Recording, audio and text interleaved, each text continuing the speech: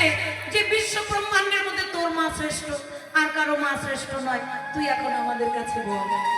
তখন গোবিন্দ বলছে, শোন, মা তো জগতে সবার আছে রে, কিন্তু আমার মায়ের সঙ্গে কেন তুলনা হবে না জানিস?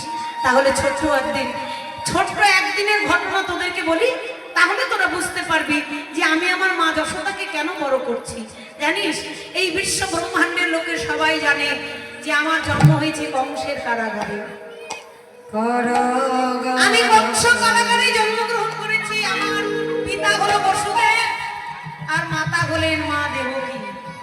কিন্তু আমি মা দেবকীর গর্ভে জন্মগ্রহণ করা সত্ত্বেও আমাকে বৃন্দাবনে এই নন্দেশ্বর গ্রামে এসে আমার মা যশোমতীর ভালোবাসায় আমাকে বড় হতে হয়েছে। এটা জগতে সকলেই জানে, কিন্তু তার তো অনেক বিশদ ঘটনা রয়েছে, সেগুলো আমাদের শোনার সময় হবে না বা শুনবো না। এখন আমাদের যে মূল বিষয় সেইটুকু আমরা সাধন করব।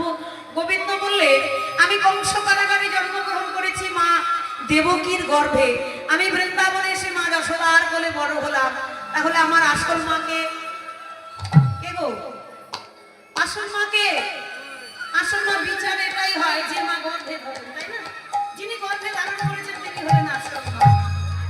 কিন্তু গোবিন্দ বলল, জানিস, আমার মা দেবকী গর্ভে ধারণ করেছেন তিনি একজন মা, আর যিনি আমাকে বড় করেছেন তিনি হলেন একজন মা।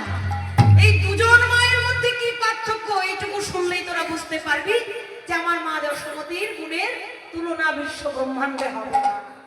এই দুজন মায়ের কথাটুকু শুধু বলবো। আমি যখন বড় হয়ে জানতে পেলাম আমার মা কংসের কারাগারে বন্দী হয়ে আছে, কংসের কঠিন যন্ত্রণা কারাগারের মধ্যে রয়েছে, সন্তানের কর্তব্য পিতা মাতাকে কারাগার হতে মুক্তি করা।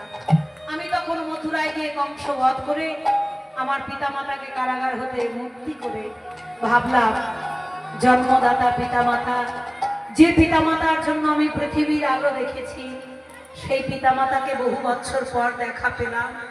একবার